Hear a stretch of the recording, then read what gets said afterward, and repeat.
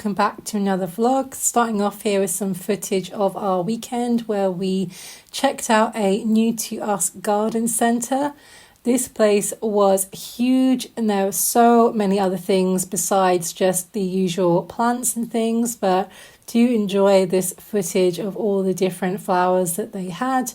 The selection was really big and it was fun to see things that we hadn't seen in our local garden centre and just to admire all the different types and varieties that they had. And I loved that little wooden cart. I thought it was really cute and fun. They had hot tubs, and the one behind my husband there cost more than our car did brand new. And they also had a kind of homewares and gift area inside.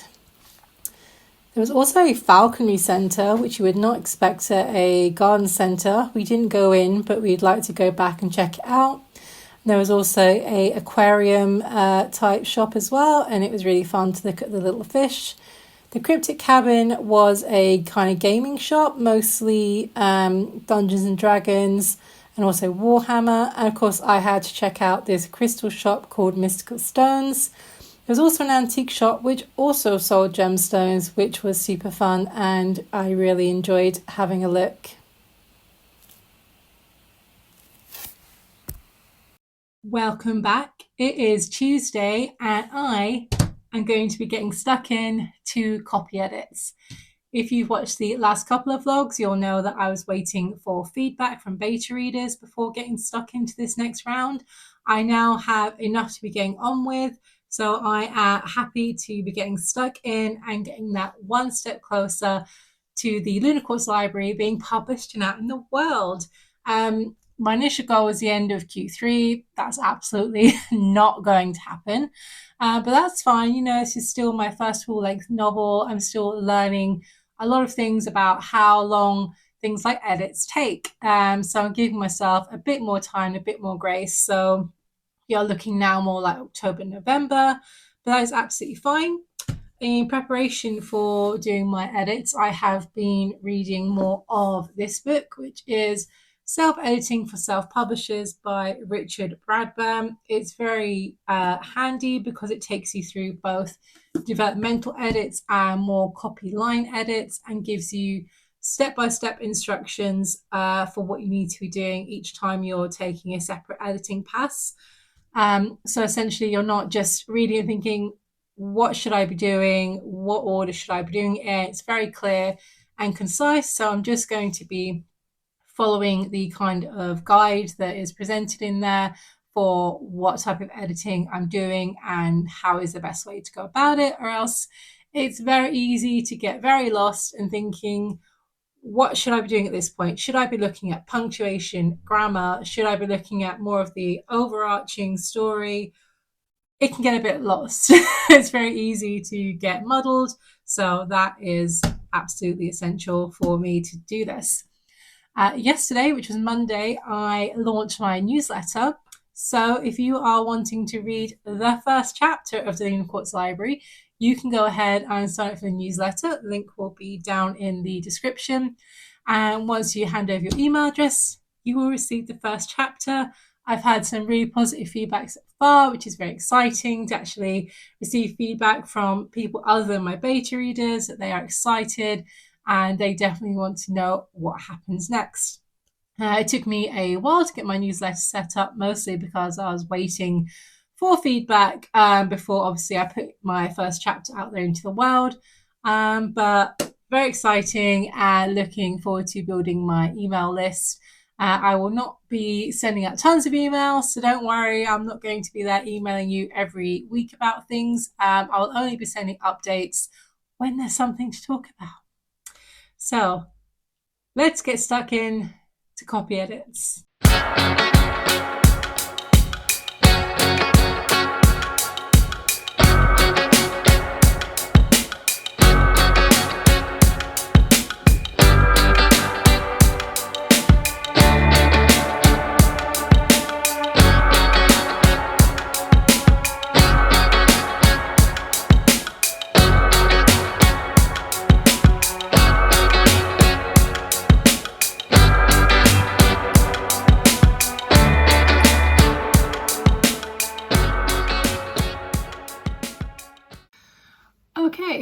have done chapters 2 and 3, and I think my initial estimate of doing 2 chapters each day is probably about right. I think I spent about an hour on each one. This might shorten as the process of me copy editing goes on, because I'm going to get more into the kind of rhythm and flow. But there are a few bigger things that needed to be changed in the early chapters around pacing and some of the character interactions. So there was a bit more of a developmental edit in these chapters, as well as the kind of more copy editing type stuff. So I've done those 2 for today, which is fabulous. I'm not going to do any more on that. Going to go and do some other things, notably baking some bread, because one, I got in a very nice new flour, the Cotswold Crunch, which everybody has been raving about in the bread making group I'm in, because when you get into your 40s, bread making group is probably the most exciting group you're going to join on Facebook. But yeah, so I'm going to head downstairs and take you with me, and we're going to try out this new flour and this new bread. So let's go. This was another opportunity to try out the overhead gooseneck tripod. This was as good as I could position it, and you can see I'm still kind of getting used to how to frame these shots, so you'll just have to bear with me. I'm hoping it will get a little better with practice. It was a little bit tricky because of where I had to put the tripod in position to the bread pan, so I was kind of having to, as you can see, put things in from the side. But you know what, it turned out better than I was expecting, and I think watching it back now, that it looks okay, and I thought it would just be fun to film it and show you the process of putting all the ingredients in. And then of course we will get to the part where it actually goes into the bread maker. But please enjoy this bread making adventure.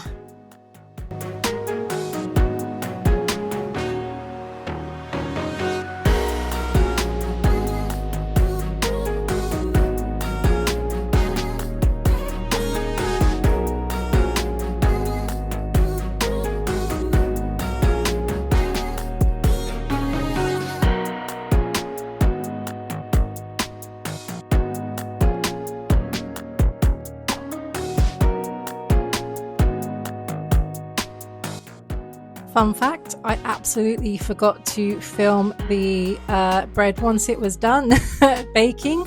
So please enjoy this clip of my husband using it to toast, just so you can see how delicious and how well it turned out.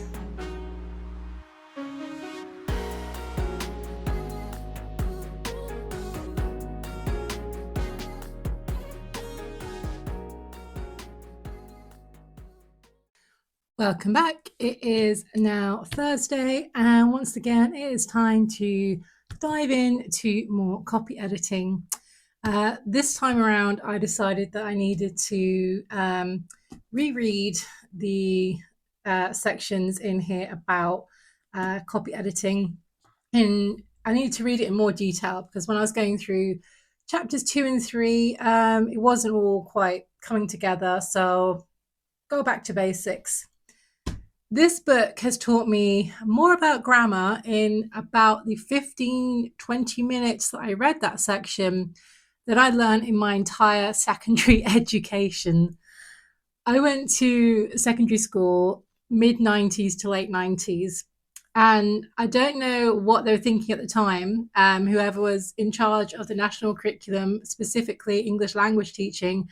But they had this wonderful idea that they would not actually teach grammar, that students would just learn it intuitively.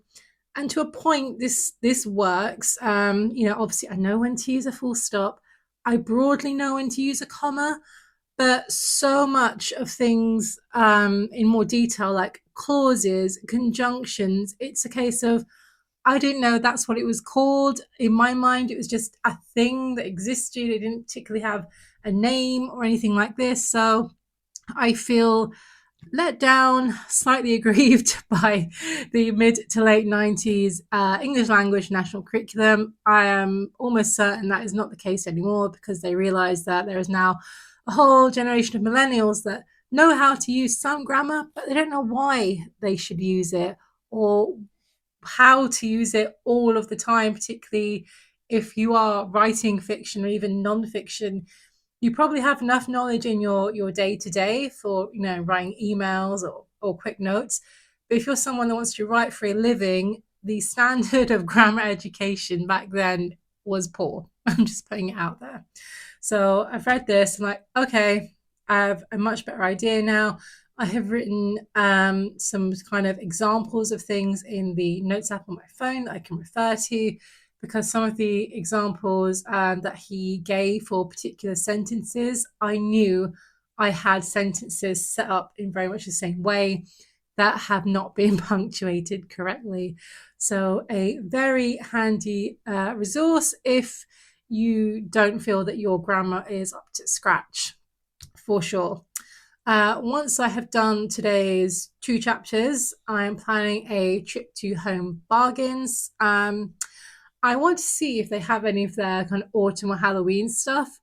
This year, a lot of the large retailers here in the UK have gone all in and have started really early with their Halloween and autumn stuff. And I know some people hate that. And I get it. It is early. Even I, the queen of all things autumn and Halloween, would agree it's early, but I just love it. And it's more fun to me than seeing Christmas stuff in September. I'm just not as into it. So I'm delighted by it, but I appreciate not everyone is. They had stuff on the website. As to whether they have it in store is, of course, always a whole different issue. If they do have anything in store, I won't actually be buying anything today. In actual fact, I'm going there for very non-Halloween, non-autumn, very boring purchases. They basically sell a lot of things that are considerably cheaper to purchase there than a supermarket. Things like cleaning products, basic home stuff. You're going to save a fortune by going somewhere like Home Bargains or B&M over supermarket. So I'm going there for boring things, but I'm hoping they have some exciting things. But if they do, I will not be purchasing them because I'm doing a personal no buy, no spend month. Because why not? I wanted just to kind of rein in personal spending on things that were nice, but I didn't necessarily need. And as of today, I'm up to 2 weeks from when I started that I have not purchased anything.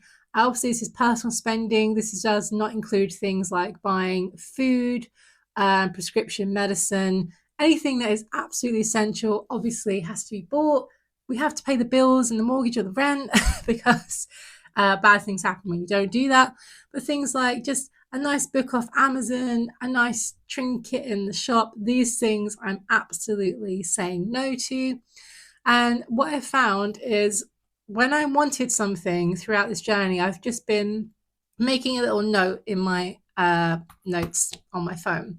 Like, oh, I would like to buy this when this month is over, or this item. And I went back to it today. There's only 4 or 5 things on this list. I'm not an exorbitant spender. But I was like, you know what? I really don't. I don't really want this anymore.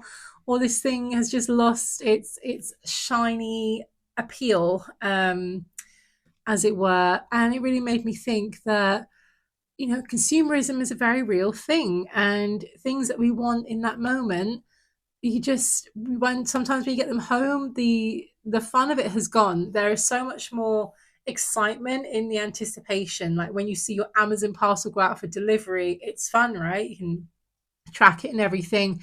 But once you've got it, it's like, yes, obviously you're going to enjoy whatever it is you've bought. But I realized that there's more fun in the lead up to it than necessarily just owning it a lot of the time. I think we can all do being more conscious of our just general kind of consumer spending on things that are fun or non-essentials. And it can be really fun to rein it in. And of course, the bonus is you save money, which is always fantastic to do. So I have 2 more weeks till I've made it for a whole month. I have no plans to buy anything. There's nothing that's really caught my eye, and I'm just having a lot of fun. I have a little color in the day circle chart thing over there. So each day that I don't spend anything, I just color it in with a pen, and it's kind of fun to look at. So, very long-winded way of saying I'm going to go to Home Bargains. I'm going to buy boring essential things only. But am I going to get there if I actually get stuck into copy edits? So let's tackle these next two chapters.